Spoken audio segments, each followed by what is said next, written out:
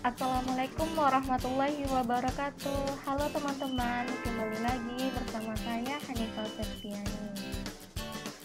Nah, di video kali ini kita lanjut membahas teori sosiologi dari Emil Durkheim. Sosiolog besar ini dilahirkan di Epinal, suatu perkampungan kecil orang Yahudi di bagian timur Prancis yang agak terpencil dari masyarakat luas pada tanggal 15 April 1858. Buah buku karya Durkheim ini mengukuhkan dirinya sebagai sosiolog besar. Adapun karya-karyanya yaitu yang pertama disertasi doktornya dari Universitas Sorbonne berjudul One Division of Social Labor yang diterbitkan tahun 1893. Buku kedua berjudul The Lures of Sociological Method terbit tahun 1865.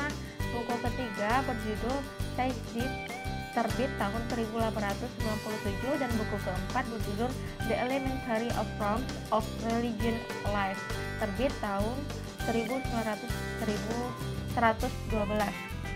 Menurut Durkheim, sosiologi adalah ilmu yang mempelajari fakta sosial. Tahukah kamu apakah fakta sosial itu? Fakta sosial adalah setiap cara bertindak yang telah baku ataupun tidak yang dapat melakukan pemaksaan terhadap individu. Fakta sosial bersifat eksternal terhadap individu.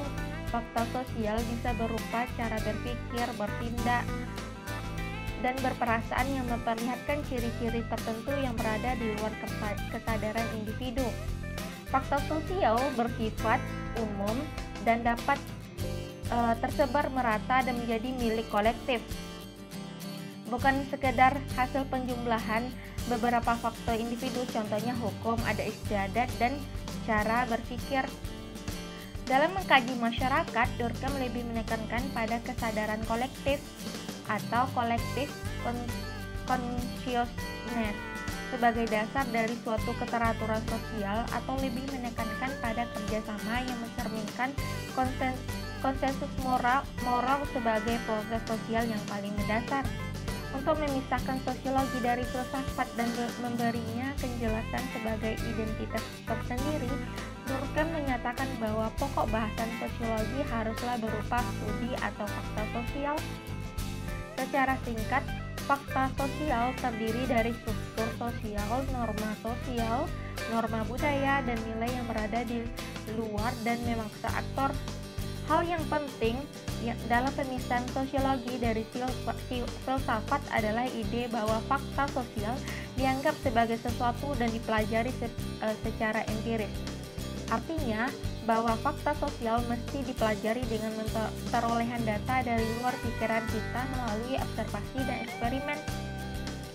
Fakta sosial adalah seluruh cara bertindak, baku maupun tidak, yang dapat berlaku pada diri individu sebagai sebuah paksaan eksternal, atau bisa juga dikatakan sebagai fakta adalah seluruh cara bertindak yang umum dipakai suatu masyarakat dan pada saat yang mereka keberadaan terlepas dari manifestasi individual.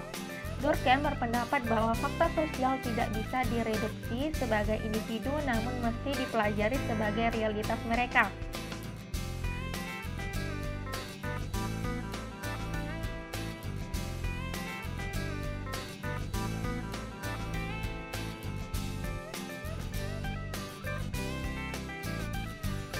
Nah, teori yang terkenal dari Durkheim yaitu yang selanjutnya, yaitu mengenai bunuh diri.